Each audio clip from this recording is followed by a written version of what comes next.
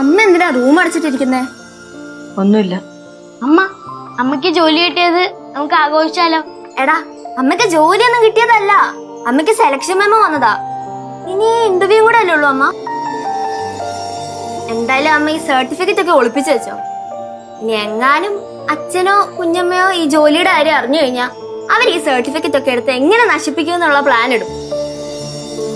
എടാ അബി, നീ ഇതിന് ആരോടും പറയല്ലേ. ഞാൻ ആരോടും പറയില്ല. അമ്മ, അച്ഛമ്മ അമ്മയ്ക്ക് എക്സാം എഴുതാൻ ഫുൾ സപ്പോർട്ട് ആയിരുന്നില്ലേ? ഇനി എങ്ങാനും ഈ സെലക്ഷൻ മെമ്മോ വന്നെന്നറിഞ്ഞാ അച്ഛമ്മയ്ക്ക് അമ്മയോടുള്ള ദേഷ്യമെല്ലാം കുറയോ? തൽക്കാലം ഇതാരും അറിയണ്ട. അച്ഛമ്മ ഇപ്പൊ അച്ഛന്റെ സെറ്റാ, അതുകൊണ്ട് ഇത് അറിഞ്ഞ ചിലപ്പോ അച്ഛൻ്റെ അടുത്ത് പറയും.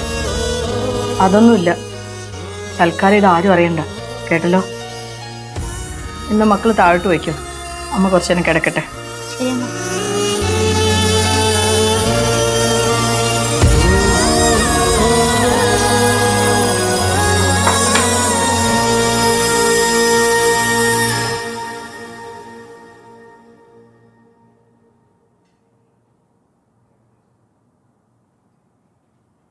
ചേച്ചി, എനിക്ക് ചേച്ചി അത്യാവശ്യമായിട്ടൊന്ന് കാണണം, ഇന്ന് തന്നെ കാണണം, അർജന്റ് ചേച്ചി.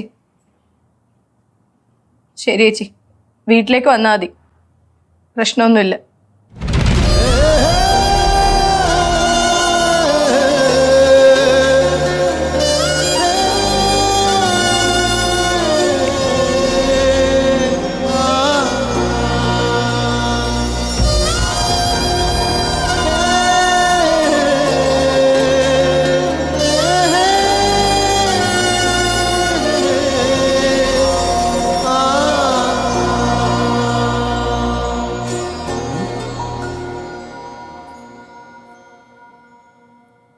എത്ര നേരമായി പോയിട്ട്?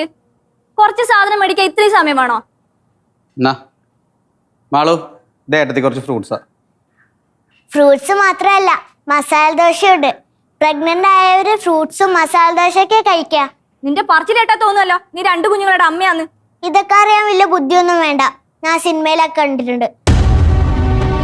കൊച്ചച്ഛൻ മേടിച്ചു തന്ന കുഞ്ഞമ്മയ്ക്ക് ഇഷ്ടപ്പെട്ടില്ലെന്ന് തോന്നും. ഇഷ്ടപ്പെട്ടില്ല എന്തേ?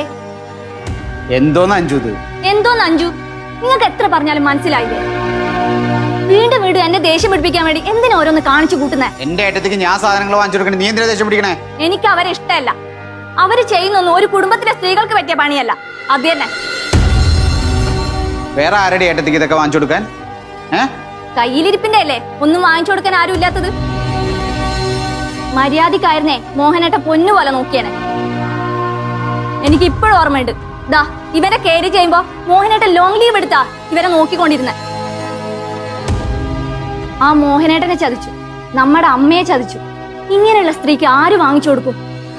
അവരിപ്പോഴും ഈ വീട്ടിലുള്ളത് നിങ്ങൾ കാരണമാണ്, അല്ലെങ്കിൽ പെരുവഴിയിലായനെ.